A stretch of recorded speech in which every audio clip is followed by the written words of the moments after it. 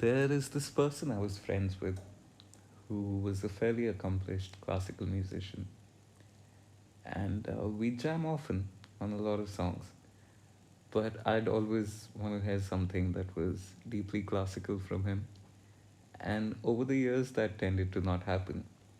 Till one day he explained it to me. He pointed out that even if you go to a classical concert, they'll first play a single note for a while, and the purpose is that the audience be receptive to it, that the minds be calm enough, that they be present enough.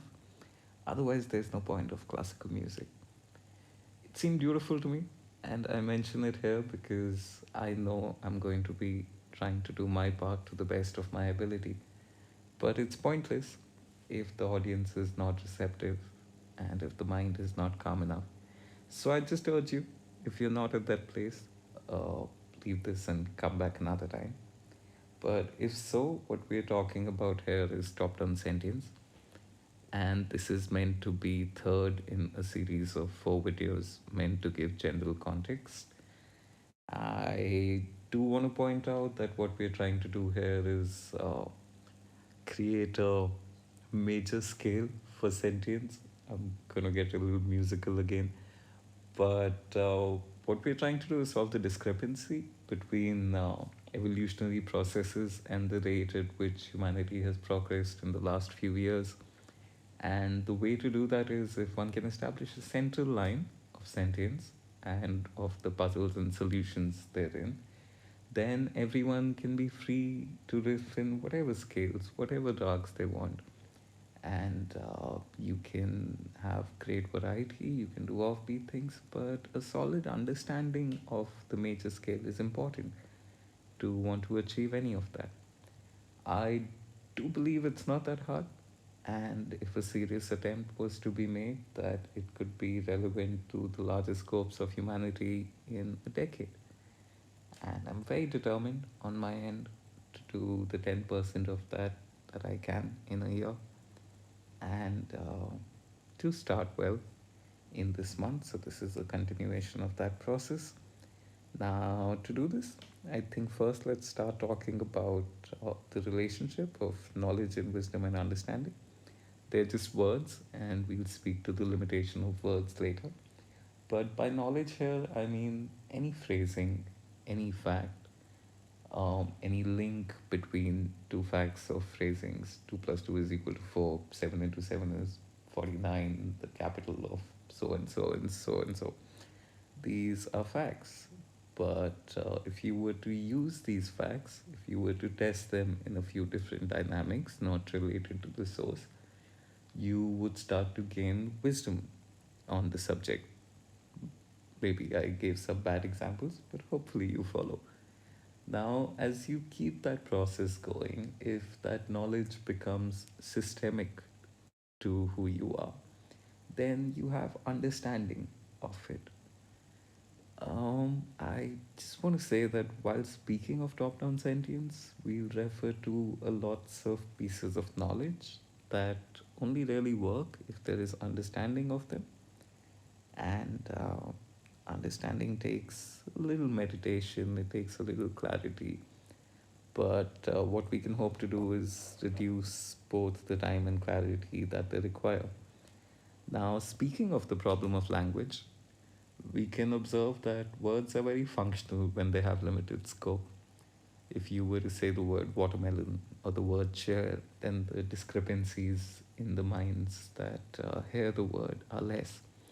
But if you use words like God or soul or love or hate, then those discrepancies can greatly increase both externally and internally.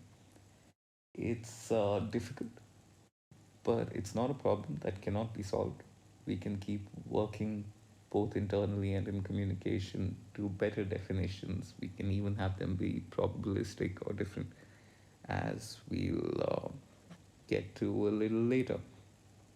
Now, first, let's just tackle the belief some people have that there's no point of any conversation like this because everything is perspective. If you were to make a binary attempt at truth and search for a starting point, maths is normally the answer we go to as the most readily available. but it's very arguable.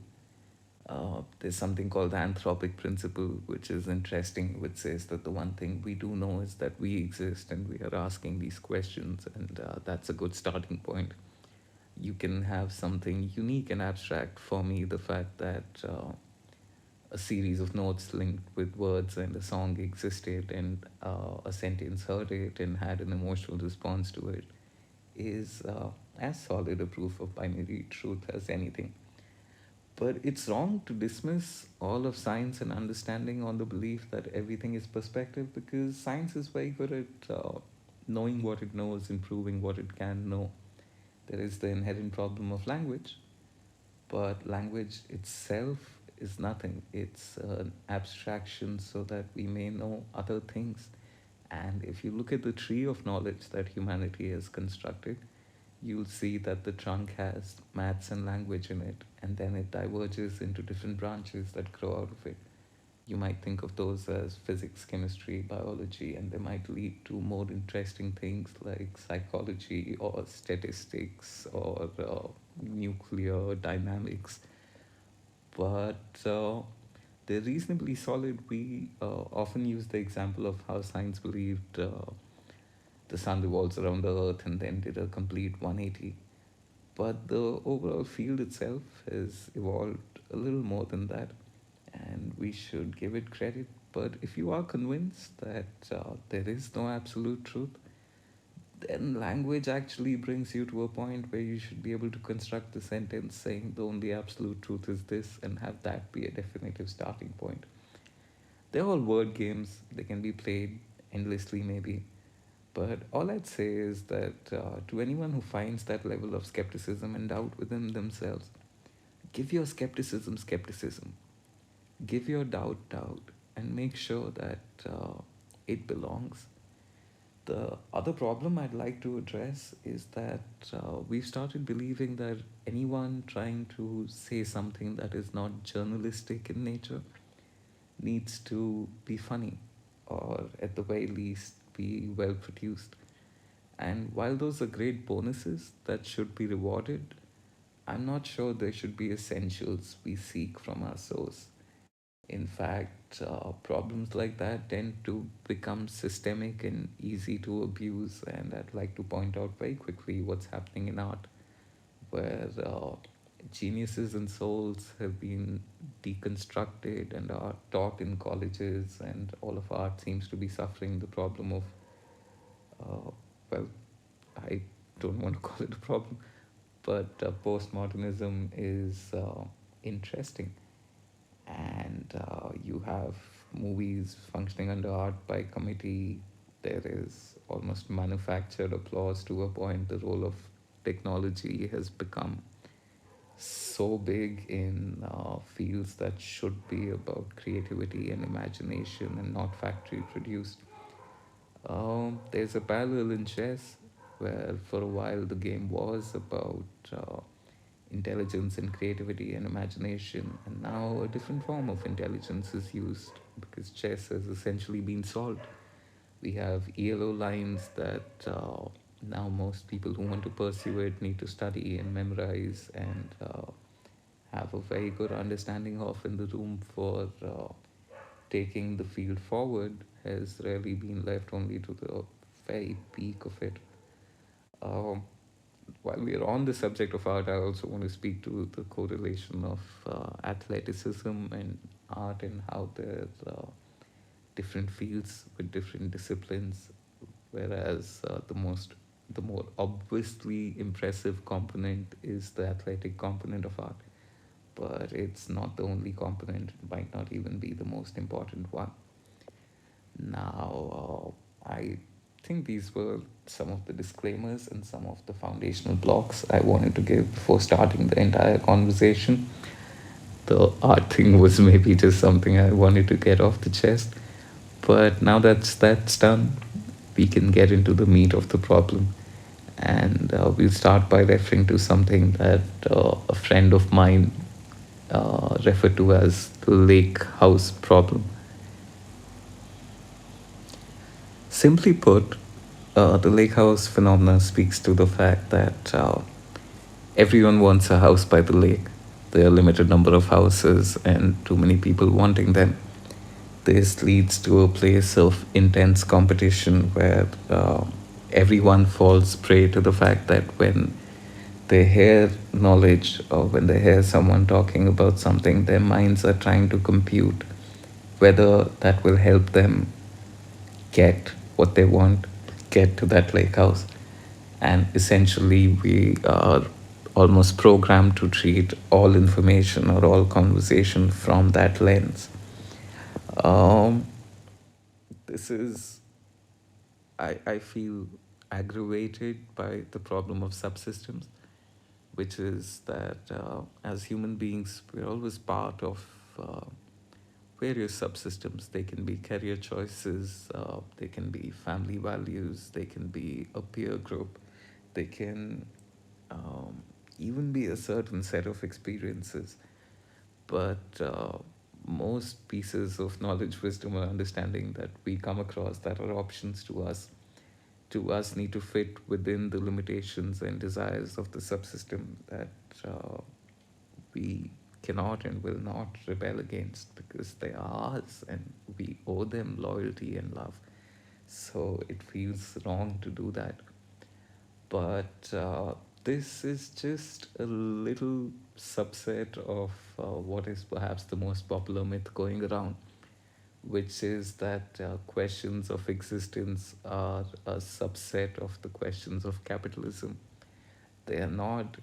Capitalism and its values are a subset of existence itself, but it's really hard to see that. The issue comes that the relationship that truth has with you does not change based on the relationship that you choose to have with truth. It will still mean the exact same things to you, it will still play out the same way. In this particular context, everything does not end up being perspective, and there can be absolute truth. But we are coming out of an era where hyper speciality and the chase of that with blinders on is greatly rewarded. Maybe we're looking at a point where that change is occurring and understanding might start to be rewarded in the future. But as of now, we're all living under that era of hyper speciality, and it has led to the problem of subsystems being very, very aggravated. Now, the obvious follow on question from there ironically becomes, but what good will this do? What good will this line of thinking do? What will this video do to you? Or you seeking to be more top down sentient? What good will that do? Say we all agree to a big push towards all that's being referred to here. What good will that do? And how will the post top down sentient world look like? Honestly, these are not questions I really want to engage. They'll be a little conjectural. I have answers to all of them that I could speak to with a lot of passion, but I think that maths is for you to do. I can say that if everyone understands things in three components, if they understand the nature of reality, if they understand the nature of themselves, and if they understand the nature of the world they're presented, then there's a lot more chance of clarity and balance and a connection with who they really are. And if the system understands that on a whole, then one can interrelate that hostility and division uh, and some of the problems that are definitely plaguing us now and will continue to get aggravated in the future, that those could be lessened and we could actually become productive in a sense that is missing right now, or maybe more productive. So let's try and begin that process as much as we can do here. In the nature of who we are, I feel neural pathways are something that should really be better understood by everyone. And we are, of course, talking about brain activities. But we should all have admiration and awe for exactly how complex a mechanism that is, how millions of neurons light up based on every thought, every reaction, every stimuli, every belief, and how they can be almost observed and steered to a large extent if we understand it. Um, these pathways, they occur, cement and solidify with memory and emotion is something you should understand. An interesting tidbit here is that we don't really remember things. We remember the last time we remember them. But however many tidbits one can have, one must understand that this is the relevant battleground for most of what we shall talk about today. So a good understanding of this process is useful. If I can point you towards a relevant source, there's this thing called the Blue Brain Project, which is astounding in terms of beauty at the very least. And if you understand what's going on in their videos or their conversation, then you have a pretty good grasp of the physical parts of the process. What you should also understand is there's a chemical overlay to it. If you come across words like dopamine, you're on the right path. But there are a lot of chemical processes that affect the functioning of the brain. In fact, I'd go so far as to say, and this is just my personal understanding and should be treated as such, that it is when those chemical processes are systemically out of balance that we do need external help and maybe even medication at that point. But I do feel those are very extreme and perhaps rare scenarios. And till that point, most things can be sorted out with knowledge, wisdom, understanding, and maybe a little discipline. But while understanding the brain, also please understand that we live in a world where the natural processes of your brain don't really have a good chance unless you're willing to close a lot of doors. Because when you take things like processed sugar, like video games, even the way art is produced and disseminated in the world today, uh, these are all seeking to understand, hack, utilize, and exploit the natural processes of your brain. There are industries and institutions where basic competence is the ability to do that, and they're all competing with each other a lot of times for profit to see who can do it better. And victory for them is the ability to do it better. And they'll use focus groups, they'll use technology, they'll use data analysis because that's the job there. So it comes down on us personally to recognize those processes and to do what we can to counter them. And without doing that, balance is difficult. Again, we spoke of dopamine a while back. That becomes a rather relevant term here. So if you're looking into this, try building your search around that. I do believe the biggest fallout of this has become uh, identity preservation as a phenomena.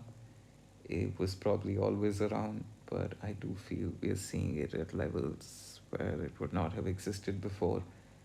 What it is fairly simple to explain. Your brain and your identity is formed based on thousands and millions of experiences. And if someone says something that challenges any part of that core identity, we tend to feel the exact same emotions that we would as if we were physically under attack. And because the brain is trying to defend it, it does not like that you're asking it to change based on one stimuli or one person or one day or one experience against thousands and millions, as it should not. Um, but truth is truth, and identity preservation is true. in both individuals and subsystems, and I believe in the entire system as a whole. It becomes a little more extreme when individuals do it on behalf not of themselves but of subsystems that they feel they owe loyalty to. That's when you find them most resistance, most obtuse, because there is a sense of love and loyalty and just being a good person attached to making sure those arguments do not get through. While this is the peak psychological phenomena that I feel is doing the most damage, there's a lot that a lot of us perhaps commonly feel or is very prevalent, but that we should know more about individually. I've tried to list a handful here. Uh, the imposter syndrome and the end of history myth are rather interesting.